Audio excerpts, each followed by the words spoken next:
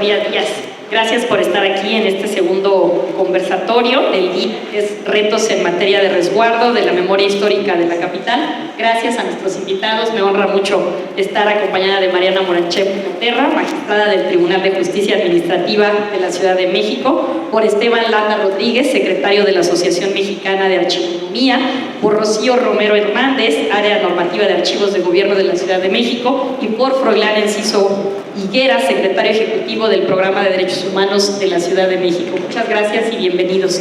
Vamos a tener la siguiente dinámica de mesa. Vamos a tener tiempo para cada uno aproximadamente de unos 7 minutos, de 7 a máximo 10 minutos, y les voy pasando yo tarjetitas esperando respetar el tiempo, aunque yo creo que ya lo traen preparado en ese tenor, y luego haríamos otra ronda más de conclusiones cortita de un mensaje final, y en el inter también invitamos a los asistentes que si quieren hacer preguntas y respuestas que nos las hagan llegar, es por escrito, creo que las van a mandar, si nos mandan los papelitos y los piden a la gente de apoyo para que los panelistas nos puedan dar el espacio de contestar.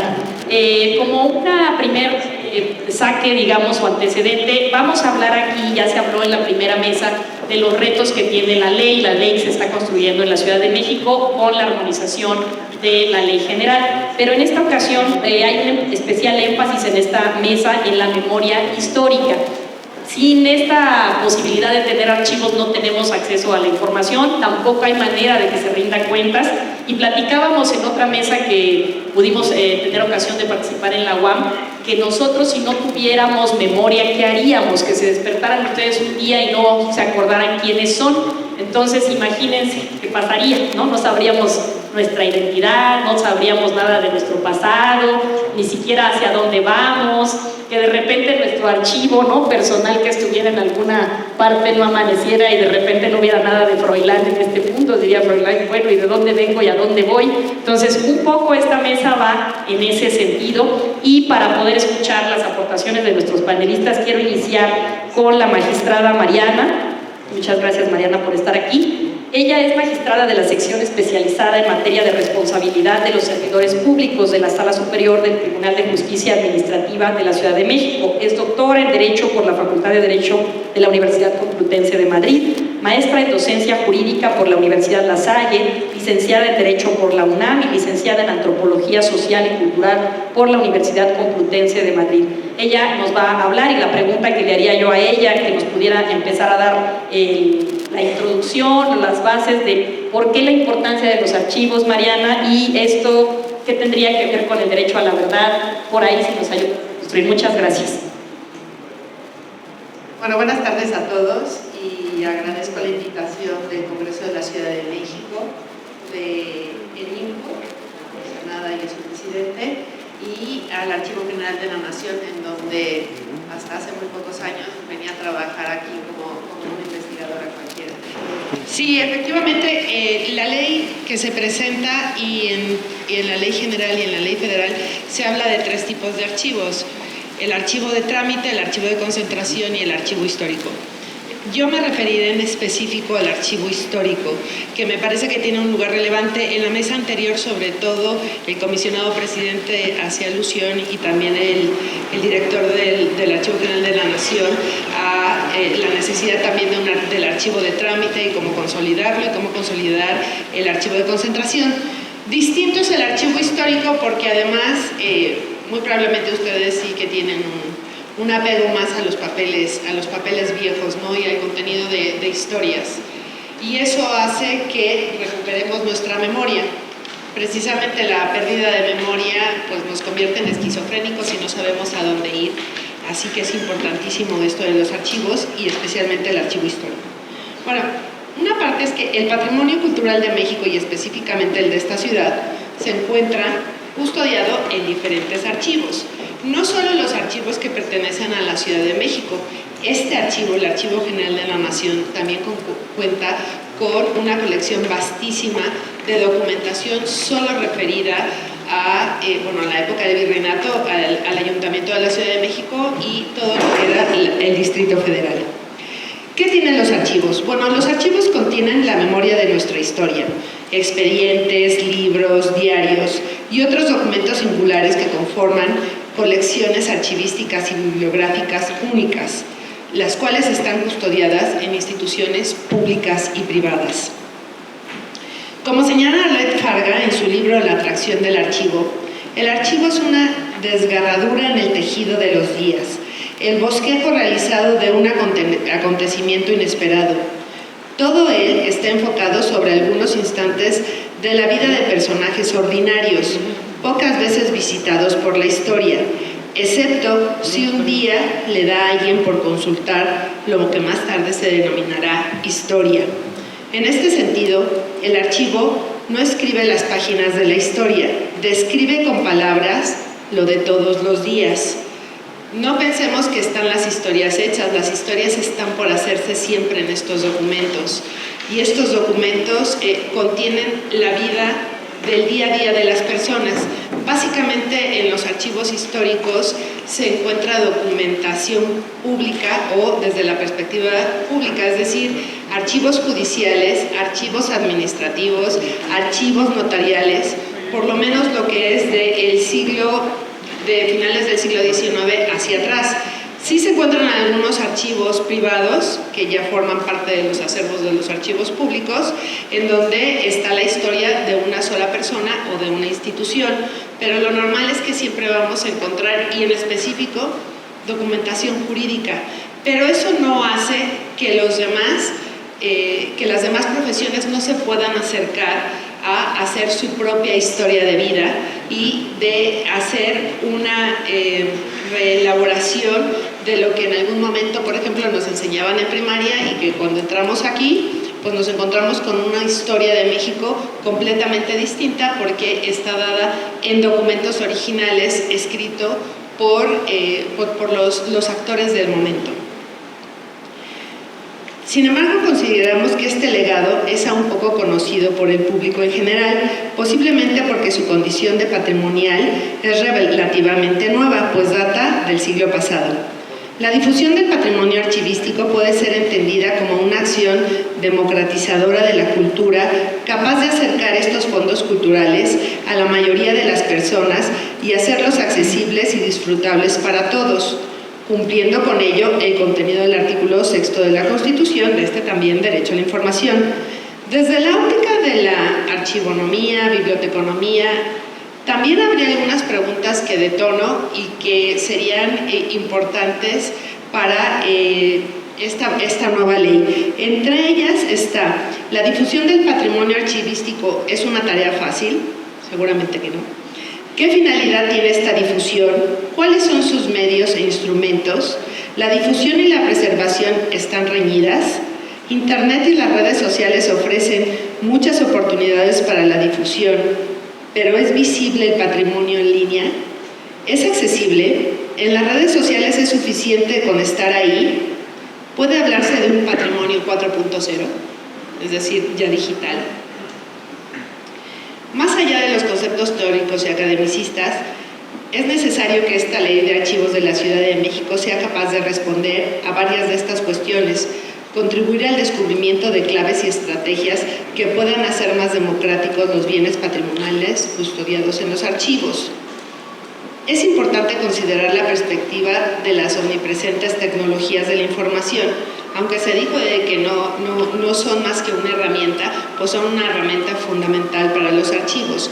Pues tras siglos de producir documentos en papel, las organizaciones y los individuos basamos cada día más nuestras actividades en documentos electrónicos, cuya gestión plantea nuevos retos a los que se pretende dar respuesta también en esta ley. Hay 4 elementos que todos los archivos y en específico estas leyes de archivo deben de considerar, que son, primero tiene que tener una perspectiva social, es decir, el archivo tiene que estar abierto a todo el mundo, cualquier tipo de documentación sin importar nacionalidad, sexo, clases sociales, censura política, ideas políticas o religiosas. Desde una perspectiva moral, no debe de existir censura política, religiosa o erótica. Cualquiera lo puede hacer.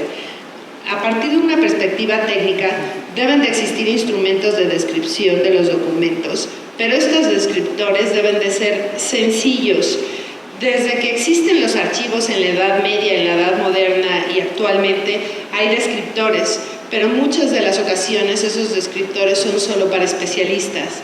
Si queremos dar acceso a la información a través de la documentación que está en los archivos históricos, es necesario que todos estos descriptores sean sencillos, los cuales deberán estar ordenados de forma que la información se pueda recuperar fácilmente.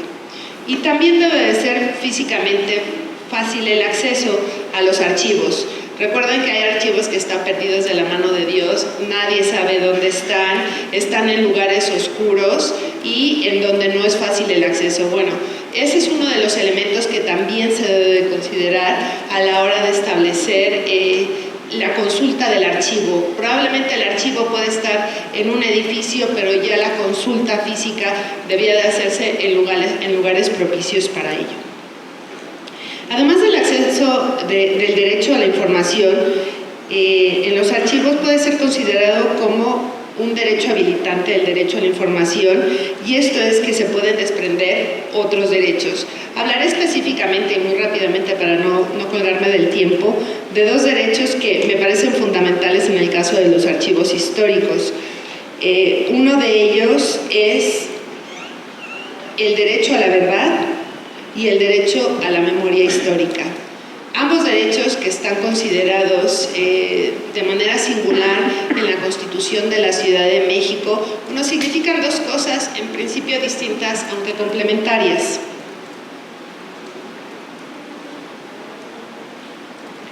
En cuanto al derecho a la verdad, normalmente se invoca a menudo en los contextos de las violaciones manifiestas a derechos humanos y a las infracciones graves del derecho humanitario.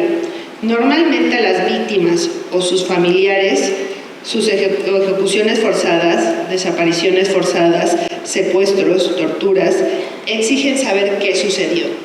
En este contexto, el derecho a la verdad entraña tener un conocimiento pleno y completo de los actos que se produjeron, las personas que participaron en ellos y las circunstancias específicas, en particular de las violaciones realizadas y sus motivaciones.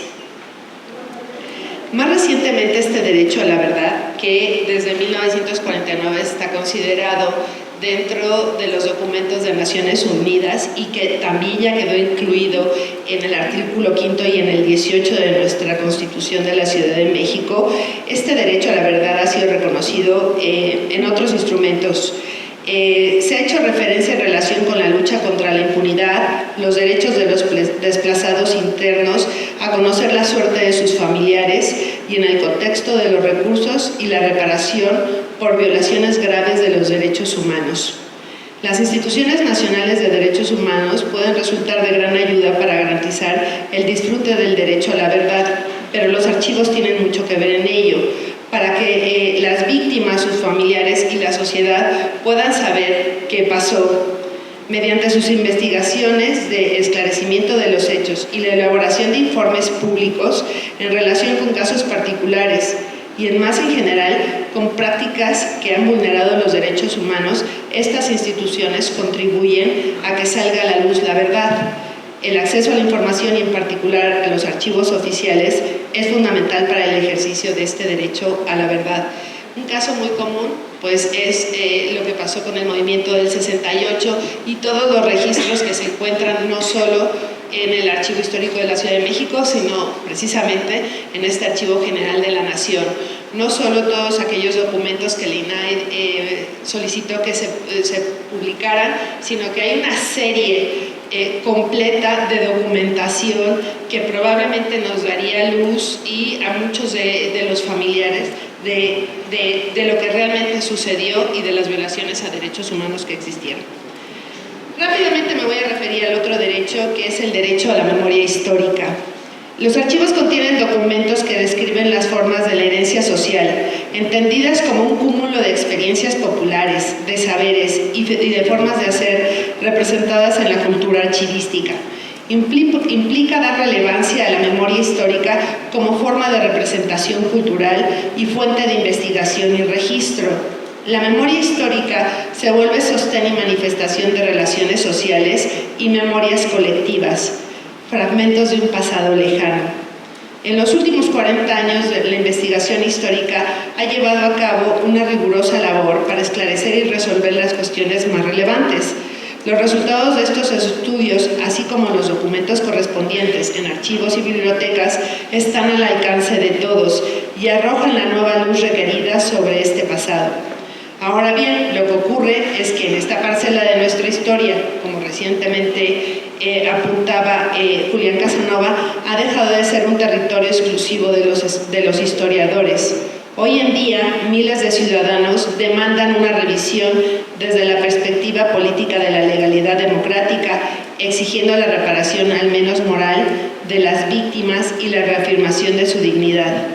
Esta implicación de la sociedad civil es más que lógica, en la medida en que ha recuperado la voz y se hace oír el testimonio directo de las víctimas y de todos aquellos que intervinieron en momentos cruciales para la historia de nuestro país. Como ya me queda un tiempo muy corto, me parece importante rescatar entonces que este derecho a la información como un derecho habilitante es fundamental para poder hacer válido este derecho a la memoria histórica y también el derecho a la verdad como dos de los derechos humanos más importantes de las sociedades democráticas más avanzadas. Muchas gracias. Muchas gracias. Gracias por la intervención, Mariana. Destaco que efectivamente los archivos se hacen todos los días, vamos construyéndolos a diario. Pongo la pregunta también de si la difusión no es contradictoria con la conservación, hablando de que ahora pasaremos en un momento más luego con Rocío para esa parte. Y los 4 elementos que mencionaste me parecen relevantes, que estén abiertos a todos, accesibles, que no sean censurados, es decir, que todos estén abiertos, y cualquier persona sin ningún aviso o alguna carga, ¿no?, de algún otro tipo, que sean instrumentos sencillos los que nos describen, estos de los cuadros de catalogación y demás, y que sea también fácil de acceso su consulta, que eso no siempre es lo mismo que la primera accesibilidad, el reto de archivos electrónicos también, y la diferencia que nos hiciste favor entre el derecho a la verdad y memoria histórica, cómo nos van acercando a aquello que realmente sucedió y cómo también la forma de memoria pues al final es una herencia social y una fuente de investigación y vamos construyéndola con las experiencias día a día. Pasaría yo con la intervención de Esteban Landa y le pediría a Esteban, primero lo voy a presentar. Él, como dije, es secretario de la Asociación Mexicana de Archivonomía, es licenciado en Archivonomía y licenciado en Derecho, profesor en la Escuela Nacional de Biblioteconomía y Archivonomía en temas de valoración documental, difusión de servicios, políticas nacionales e internacionales de información.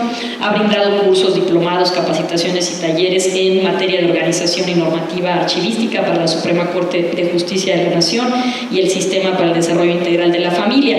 Vale la pena señalar que tenemos una mesa muy rica porque es interdisciplinaria, que era la parte que también mencionaba Mariana, y si Esteban nos haces tú favor de hablarnos sobre qué retos ves también la eficacia de la ley en esto que tiene que ver con la memoria histórica. Bienvenido, gracias.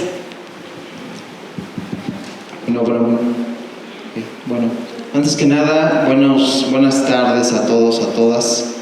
A nombre de la Asociación Mexicana de Archivonomía agradezco la invitación. Y voy a partir precisamente, mi tema o mi línea que quiero exponer versa sobre la eficacia de la norma, ¿sí? Entonces quiero abordar 3 puntos importantes y en principio que quiero que visualicemos que podemos correr un riesgo precisamente en la promulgación de esta nueva ley, ¿sí?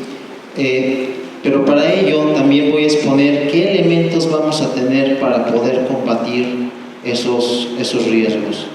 Antes que nada el primer punto será identificar cuál es la problemática en sí de la materia de archivos. La problemática en sí de la materia de archivos no radica simplemente en los archivos. Voy a contar un pequeño cuento, pero con esto quiero ilustrar. Hay una conversación entre un abogado joven y un abogado viejo. Y el abogado viejo le pregunta al joven: oye, ¿cuál es la ley suprema que mandata, en este caso vamos a decir, en la Ciudad de México? Y el abogado joven le dice: la Constitución. la Constitución Política de los Estados Unidos. Le dice el abogado viejo: estás equivocado. Le reformula la pregunta y dice: la Constitución de la Ciudad de México. Se ríe el abogado viejo y dijo: no, estás equivocado. La ley que gobierna en la Ciudad de México es la ley del menor esfuerzo. Y con eso voy a empezar una situación, que hay un principio en archivos que es el principio de reflejo documental. Este principio de reflejo documental nos va a decir que la calidad de organización, de procesos y de calidad en las instituciones es reflejo proporcional al nivel de organización de sus archivos. Pues, ¿qué estamos viendo? Que lo que reflejamos en los archivos, falta de organización, pérdida de información, ¿sí?, trámites burocráticos, etcétera, es reflejo de esa misma acción. A lo que quiero invocar en esta parte es también la eficiencia del mismo Estado. De este problema pareciera muchas veces, hablando en los grupos de archivo, pareciera que apenas vamos a entrar al tema de la legalidad de los archivos, pero para ello es algo incierto. ¿Por qué? Si ustedes saben los antecedentes, es que desde el 2008 tenemos una ley de archivos de la Ciudad de México. ¿Cuál ha sido el problema? El problema ha sido la omisión, el no cumplir, la simulación, ¿sí? ¿Y por qué se hace esto de simular? Y aquí viene una frase muy importante de Napoleón. Napoleón decía que el hombre se mueve por dos cosas. La primera es por interés y la segunda es por miedo. Muchas veces en la cuestión de archivos hablamos de la voluntad del servidor público. La cuestión de archivos no se debe de instrumentar en la obligación, y esa obligación se debe de instrumentar en la responsabilidad, pero también en la sanción. Vamos a decir que ese es el panorama de lo que nosotros en la AMA pretendemos también explicar, que de esta parte que se promulga una nueva ley, la ley tiene que tener esos elementos, unos elementos de verificación del cumplimiento, que se esté llevando realmente la ley, la norma. El segundo caso de identificar estos problemas, consideramos que debieran de haber en la misma ley de instrumentación un tipo de verificación de datos, ¿sí?, datos de lo que se tiene en archivos, de lo que se transfiere, de lo que se elimina. Hablando del reto de la conservación del acervo histórico, y aquí invocando el artículo 4 constitucional, que es el derecho a la cultura, de la obligación del Estado de proporcionar cultura, vamos a ver que este acervo muchas veces no llega a esa fase de ser histórico. ¿Por qué? Porque en su camino del ciclo vital del documento hubo omisión, una destrucción, puede ser una destrucción pasiva o puede ser una destrucción activa. La pasiva es que el mismo clima, la misma falta de cuidado destruya este material, este soporte o este medio, ¿sí? Y la activa lo vemos muchas veces hasta en la venta del papel. Hemos sabido de muchos casos, en este caso delitos que se han cometido precisamente en el robo de documentos, a los que son, vamos a decir, conocedores del buen papel o buen documento, que lo venden hasta en el mercado negro, ¿sí? Esa sustracción de coleccionistas es lo que nosotros tenemos que identificar, cuáles son esos riesgos. Y el tercer elemento que quiero exponer es cómo solucionar esta problemática. Para que un sistema de archivos realmente funcione, necesitamos tener tres elementos importantes. El primer elemento que consideramos que puede ser el mayor riesgo es la falta de una norma. Esa norma, si no se instrumenta en lo que va a referir en normas internas, en criterios de una ley, solamente va a quedar en una ley blanca que no se cumpla. Ese es el primer elemento. El segundo elemento lo tenemos que describir en programas, en acciones. He escuchado a los anteriores ponentes y hablan, supongamos, de diagnósticos, pero los diagnósticos tenemos que pasarlos al nivel de auditoría de fiscalización, ¿sí? Pero en esta materia no solamente tenemos que ver los archivos, sino comprender que la materia de archivos está involucrada, como ya se dijo, transparencia, combate a la corrupción y también, a manera de ejemplo, en la ley general, en la ley de responsabilidades administrativas. Un servidor público que no organiza su archivo, vamos a decir en fase de trámite, que no hace inventarios, puede ser sancionado. ¿Qué digo con esto? Que el conocimiento de la norma para nosotros los archivistas es importante, o para los que ejercen esta profesión, ¿sí? Tenemos, considera un servidor, que ya tenemos normas que ya están a un buen nivel. Ahora necesitamos una norma de archivo que prevea ese combate a esa falta de acción de lo que puede ser la omisión de las responsabilidades. Y el tercer elemento que abogamos nosotros, que se habla mucho de los derechos en los archivos, hay un derecho que casi no se menciona, y es el derecho al ejercicio profesional. Ese derecho de ejercicio profesional, ¿a qué me refiero? De los recursos, tenemos recursos materiales, que se aboga por los recursos materiales, los recursos, la infraestructura que deben de tener los archivos, y no debe de haber omisión en el sentido de tenerlos en malas condiciones, debe de haber sanciones en ese sentido también. Pero el otro elemento importante para nosotros como asociación es el elemento del recurso humano. Los profesionistas, ¿a qué voy? Si ya tenemos un conocimiento de 11 años que no funcionó en la administración de lo que refiere a la Ciudad de México, tenemos que dotarlo de profesionistas que busquen una perfección, que trabajen. En este caso, aquí tengo enfrente alumnos de la licenciatura en Administración de Archivos, vamos a decir, que proyecten ese trabajo precisamente en conjunto entre gobierno y en este caso academia, para que realmente sea eficaz, que se mida. Bueno, concluyo con una frase de Anthony de Saint que dice: un objetivo sin un plan es solo un deseo. Muchas gracias. Muchas gracias, Esteban. Retomo los 3 puntos que decías y empiezo en el tercero porque me parece muy importante el tema profesional de la carrera que tú tienes.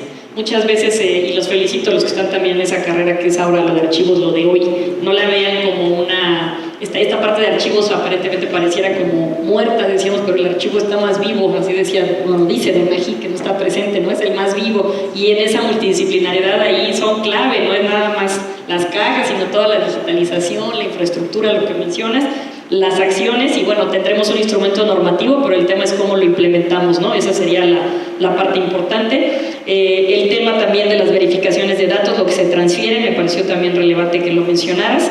Y pues sí, duro, pero cierto, el tema del principio de reflejo documental, cómo muestra en nuestro país si lo estamos haciendo bien o no lo estamos haciendo bien, y en ese no lo diría yo negativo, y entiendo que lo dices en ese tenor, la de la ley del menor esfuerzo, no de no querer hacer, sino también de hacer procesos que permitan desde el inicio de que se genere un documento que se vaya al lugar que le toca y que genere ese cuidado y sea parte, digamos, de las actividades, así como ahora el tema de transversal que contigo veremos de derechos humanos, me parece muy importante.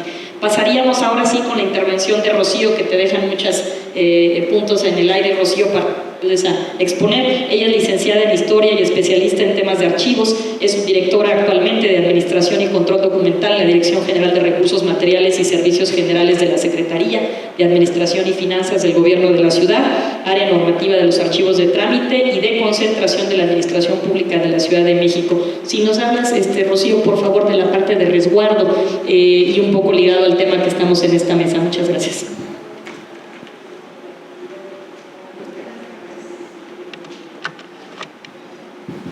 Buenas tardes, muchísimas gracias por la invitación.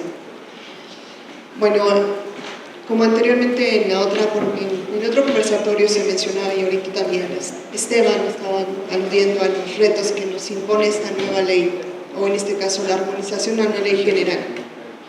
Discrepo en muchas cosas porque, bueno, estamos en un área totalmente práctica normativa de los archivos de trámite de concentración.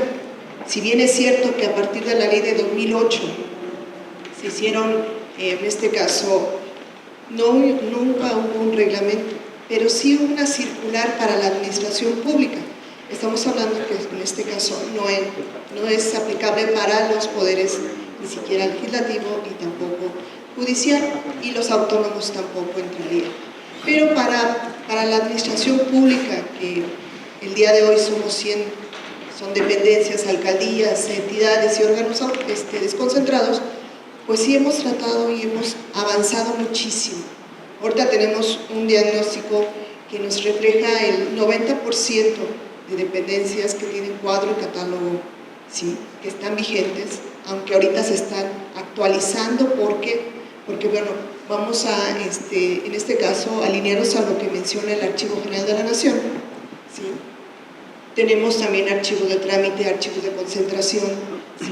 A veces, como bien dicen, son bodegas, son en este caso grandes almacenes, pero la voluntad está ahí y desafortunadamente no tenemos en muchos casos estudiantes o gente que venga de los archivos, o sea, de la escuela, por ejemplo, ¿no?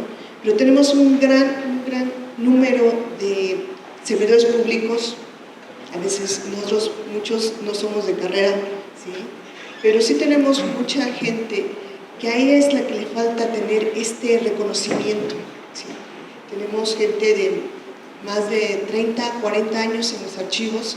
Tengo a cargo un archivo de concentración, todo el mundo conoce a Chavero, ¿sí? Este gran archivo central que en su momento se creó después de 1929, ¿sí? En donde se fueron recopilando muchos archivos y que hasta ahorita hemos tenido la gran, más que nada, apertura a estar revisando qué tiene, estar haciendo todos los procesos, transferencia o en este caso bajas, ¿sí? Pero yo creo que este es un ejemplo para todos los archivos de la ciudad. Tenemos estos grandes depósitos que no es por falta de trabajo, es por falta de gente, ¿sí? Y en este año, bueno, fue realmente un factor determinante que hubiera una reestructuración y por la austeridad llegaran a quitarse tantas plazas que teníamos con los archivos, ¿no? Y sin embargo seguimos trabajando. Tengo aquí a mucha gente de mis compañeros que han ido, constantemente estamos asesorando, constantemente estamos pues, acompañando sus procesos de cómo se va a hacer un cuadro, cómo va a ser un catálogo, los procesos de baja, el proceso de registro. Y en este caso, por ejemplo, para nosotros la Ciudad de México son los programas institucionales de desarrollo archivístico, los PIDAS, a diferencia de los federales que son el PADA, ¿no? Para este programa, cada año se revisa y se le da un asesoramiento para que, en este caso, veamos una continuidad de trabajos, a diferencia del PADA, que nada más se publica y hasta ahí, ¿no? Para la Ciudad de México, el área en la que yo estoy trabajando, se revisa y se les recomienda, oye, trabajaste esto, vamos a continuar, ¿qué pasó con este trabajo que no se logró? Necesitamos ver que en este caso, más que acompañamiento, también asesoramiento por parte de las áreas, en este caso de la Secretaría, para que podamos cumplir con todo nuestro programa institucional de desarrollo archivístico. ¿Qué reto nos impone? Muchos, porque la iniciativa de ley que se presentó sí maneja muchas cosas que en la realidad nos faltaría hacer, ¿sí? Lo bueno es que mantiene a nuestro Comité Técnico Interno de Documentos, a diferencia de los federales que no tienen el Comité de Transparencia para valorar. Nuestro Comité Técnico sí tiene, a nosotros nos ha ayudado a los archivos, nos ha ayudado a todas para lograr muchísimas cosas. Nos hace falta presupuesto, mucho presupuesto, porque no tenemos en este caso estos grandes lugares de resguardo que son almacenes, que sean bodegas, ¿sí? Y nuestro reto es, tal vez tenemos toda la iniciativa, toda la normatividad y después tenemos una circular 1 que a nosotros nos aplica, pero el reto más grande sería que el sistema institucional de archivos tuviera sus figuras muy bien delimitadas y tuvieran, en este caso, la importancia como se les debe dar. El responsable de archivos o de la coordinación de archivos, en la Ciudad de México no se veía. ¿Sí? Decía la ley, se va a poner la ley de 2008, se va a designar un funcionario, se va a asignar un responsable. A partir de este año, con la actualización de la circular, que les decía que es la normatividad para la administración pública, sí definimos que fuera una persona que tuviera conocimientos, que estuviera en la estructura. Ya no pedimos una dirección general, ¿no? Porque a veces no creo que todavía nos podamos meter con los presupuestos y abrir las estructuras orgánicas, pero sí decir que esta persona tuviera esa connotación, tuviera esa responsabilidad, y a su vez nos nombraran los archivos, tanto los responsables de archivo de concentración como los responsables del archivo histórico, que se nombraran. Estas figuras no aparecen, o en este caso, esta misma persona que es la responsable de la coordinación asume las tres funciones, ¿no? Porque no nos dan para más. Los archivos en la ciudad a veces sí hemos tenido que duplicar o triplicar las funciones que tenemos. Yo creo que sería el reto más fuerte para nosotros, para que podamos cumplir con esta ley, y que en este caso pudiéramos hacer las transferencias, ¿sí?, que se requieren para el archivo histórico de la ciudad. Bien, tiene cierto, el doctor, antes de llegar aquí como director general, trabajamos muy de la mano con él. Cuando se hacían bajas, ¿sí?, se solicita el registro ante esta tarea que yo tengo, y cuando revisábamos los inventarios y veíamos alguna documentación realmente importante para la ciudad, se solicitaba la opinión y se hacía la visita con el archivo histórico. Teníamos una comunicación directa con el director. Ahorita apenas vamos a empezar con la nueva directora, pero estamos haciendo el mismo ejercicio. Se revisan, se ven los inventarios, se solicitan visitas a sus áreas para que podamos definir si son archivos históricos, si en este caso la nueva ley menciona que tenemos que tener asesores. Aquí tendremos que pedirle apoyo a la universidad, o en este caso a otros expertos en la materia, para que nos definieran el valor histórico que tienen nuestros documentos. No estamos dejando a un lado que es un valor patrimonial, pero sí necesitamos mucha ayuda, necesitamos, en este caso, que la ley sí se vea plasmado, que el sistema esté muy bien fortalecido, porque si no, sin los archivos de trámite de concentración no puede haber transferencias secundarias y se podría perder la memoria, ¿no? Muchísimas gracias. Muchas gracias, Rocío. Pues los retos que plantea es muy importante siempre de infraestructura de personal, esa parte es fundamental, y la migración de procesos, que bien que destaco la continuidad de los trabajos que ustedes tienen de diferencia que han hecho a nivel federal en sus programas, esa revisión.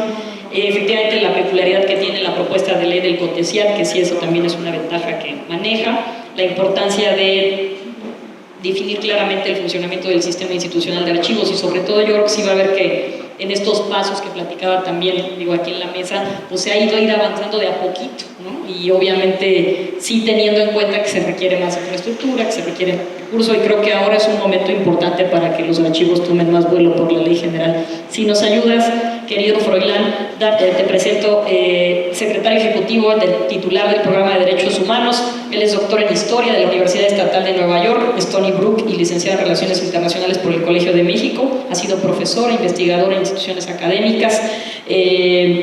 Bueno, muchas, ya no te hago más preámbulo por el tiempo. Si nos ayudas a darnos tu visión también desde la parte de Derechos Humanos. Gracias, Froilán. Muchísimas gracias por la presentación, y muchísimas gracias a las compañeras y al compañero que me precedieron. Pues 3 puntos muy concretos, me voy a centrar en 3 puntos muy concretos para dar paso a la discusión. El primero, este tema normativo de la ley de archivos de la ciudad a mí me parece fundamental, y desde un punto de vista institucional para el Programa de Derechos Humanos es central, es nuestra estrategia número 5. De hecho, el Info, como siempre, en su relación intensa con el Programa de Derechos Humanos, está dando cumplimiento avanzando en el cumplimiento de la estrategia número 5, que tiene que ver con coadyuvar en la revisión y posible armonización con la ley federal de nuestra ley de archivos en la ciudad. Entonces, pues muchísimas gracias, me encanta estar aquí, y me encanta estar aquí también porque soy historiador, amo los archivos, me he pasado buena parte de mi vida expurgando archivos, he sido archivista, parte de mi desempeño profesional ha sido en el archivo diplomático de la Secretaría de Relaciones Exteriores, entonces también pues soy muy sensible al oficio que implica el cuidar los papeles, el ordenar los papeles, el ponerlos a la disposición de las diferentes utilidades que puede tener un documento en su ciclo vital. Punto 1. La armonización, la revisión de la norma debe ser con enfoque de derechos humanos, porque el derecho al acceso a la información y a la protección de datos personales es un derecho interdependiente con el resto de los derechos salvaguardados en la Constitución. Sin acceso a la información no podemos tener verdad, como bien decía la magistrada, y sin verdad no podemos tener justicia en muchos de los temas de graves violaciones a los derechos humanos. Y puede ir mucho más allá.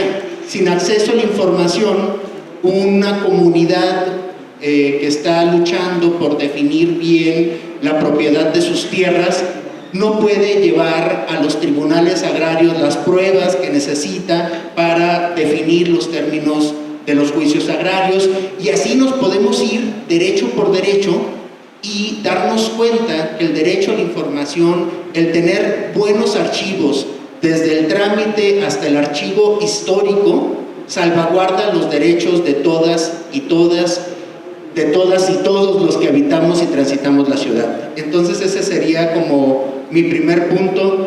Ya quienes me precedieron hablaron del acceso a derechos culturales, el derecho a la memoria histórica, los derechos políticos, por ejemplo, el tener acceso a las actuaciones que han tenido los diferentes gobiernos frente a los movimientos sociales, también se considera parte del ejercicio de los derechos políticos en una democracia. No podemos consolidar este nuevo régimen sin antes haber saldado cuentas con el pasado, sin tener buenos instrumentos para la rendición de cuentas en el futuro. Entonces ese sería mi primer comentario. Mi segundo comentario es que tratar a los archivos, a los archivistas y los papeles con que convivimos los servidores públicos todos los días como un objeto, un vehículo para la salvaguarda de derechos, implica un cambio cultural mayúsculo.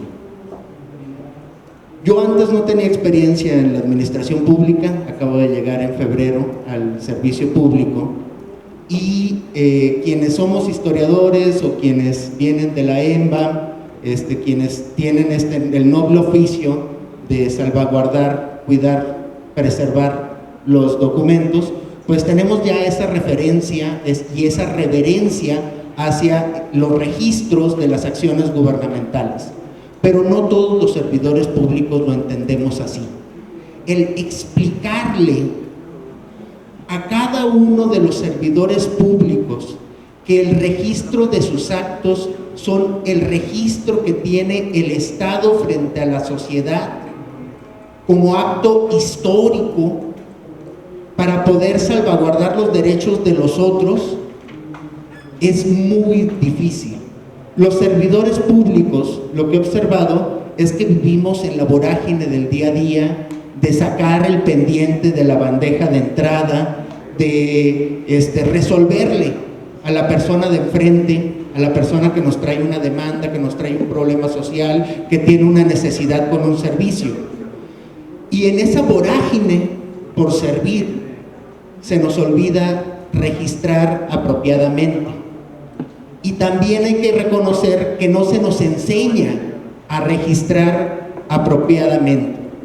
El transmitirnos entre nosotros, todos los servidores públicos y las servidoras públicas, la reverencia que debemos tener como un acto histórico y democrático en el registro de nuestras acciones, es un tema de fondo, y es un tema que no vamos a resolver con la ley. y es un tema que ni siquiera vamos a resolver cuando nuestros archivos de trámite de concentración histórico tengan todos los recursos que necesitan para la labor hercúlea, esa labor enorme que tienen de organizar todas las acciones gubernamentales del pasado. Es un reto mucho más profundo que tiene que ver con sensibilizarnos todos y cambiar literalmente la cultura del servicio público, cambiarla hacia el enfoque de los derechos humanos. Y pues mi último punto es que tiene toda la razón, compañera, tiene toda la razón, compañero Esteban, faltan recursos, falta muchísimo trabajo, como que no nos, desde fuera, cuando uno va a pedir el servicio en un archivo histórico o es servidor público y pide que se rastree un oficio, por ejemplo, no nos damos cuenta, nos falta sensibilizarnos muchísimo sobre los pocos recursos y la desventaja histórica que han tenido las trabajadoras y los trabajadores de los archivos en la ciudad y en el país en general. Se les veía como los castigados, me dice Rocío, como algo secundario, como el archivo muerto. Desde la idea de las cajas, todavía siguen vendiendo cajas de archivo muerto. O sea, la idea de que el papel ya está muerto. O sea, desde esa idea, pues como que no nos hemos sensibilizado hacia la brecha de desigualdad desde donde tienen que partir los profesionales de los archivos, de la salvaguarda de los datos y de la información. Hay que empujar para que se cierre esa brecha de desigualdad y para que las y los servidores públicos que se dedican al noble oficio archivístico tengan un trato digno. Entonces sería mi último punto. Gracias. Muchas gracias, Froilán, por tus 3 puntos: la armonización con enfoque de derechos humanos, el tema del cambio cultural de cómo tratamos los archivos y obviamente los recursos y la profesionalización o el nivel. Porque traemos el tiempo muy encima, ya no nos va a dar tiempo de preguntas y respuestas. Yo les pediría que quien tenga se las haga llegar a los organizadores para que las contesten los ponentes, y les pediría un mensaje final a cada uno en el orden que fue, de no más de 2 minutos, en una frase, como decía en alguna ocasión la magistrada lapidaria, de cierre para mensaje final al auditorio. Por favor, Mariana. Me parece que esta ley debe de ser capaz de potenciar el ejercicio de los derechos humanos, de transparencia, acceso a la información, rendición de cuentas, pero el de la memoria histórica es fundamental para el reconocimiento como una nación democrática. Recuerden que para que la historia nunca más pueda ser silenciada e ignorada. Muchas gracias. Gracias, Mariana. Así de la pillada de Juan. Sé que tienes mucho que decir, pero una frase o idea. Sí, la idea que enfoco, argumento y en este caso abogo, es que dejemos el argumento de la sensibilización y de la voluntad, sino que la ley debe de ser eficaz en la obligatoriedad. Y la obligatoriedad no debe de ser propia de las personas que trabajamos en los archivos, sino debe de subir al servidor público, el que no esté registrando un expediente en un inventario, el que no haya verificación por parte del sistema local de archivos. Eso es lo que debe de contener realmente esta ley. Si no, estamos condenados a otra ley blanca, a otra ley de simulación. Cuando verificamos si una guía de archivo está publicada en la Plataforma Nacional de Transparencia de la Ciudad de México, no lo está, porque todo se quedó en proceso. Pero ahora sí, con todo el respeto, compañera Rocío, yo sé que el esfuerzo es grande, pero el esfuerzo, la responsabilidad no es solo de nosotros, sino son de los funcionarios. ¿Sí? Los funcionarios tienen que tener, en este caso, una sanción. La omisión se sanciona. Sí.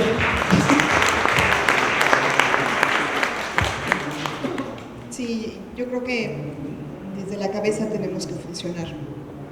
Así como el Info solicita que todos los servidores públicos de estructura tengamos cursos sobre la ley de transparencia, creo que una de las cosas que deberíamos imponer en la Ciudad de México es que antes de cubrir un puesto tuviéramos también cursos de archivo.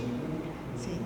Pero también si no tenemos esta norma, tenemos manuales, lineamientos que nos auxilien en esta función, pues no lo vamos a poder hacer.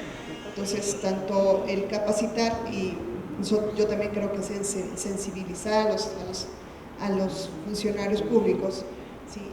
Desde la cabeza podríamos lograr mucho mejores cosas que otra cosa, ¿no? Y igualmente la capacitación constante, que es la que no se debe de perder, también podría ser. Muchas gracias.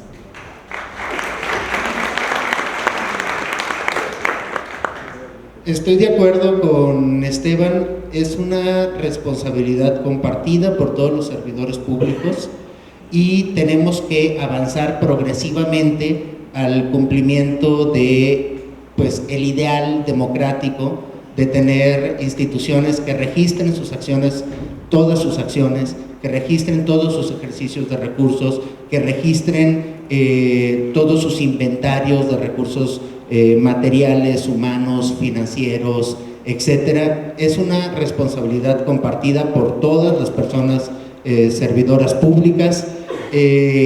También hay que reconocer que la línea base de la que partimos no es muy halagüeña, o sea, hay muchísimo trabajo retrasado por décadas y décadas de omisiones.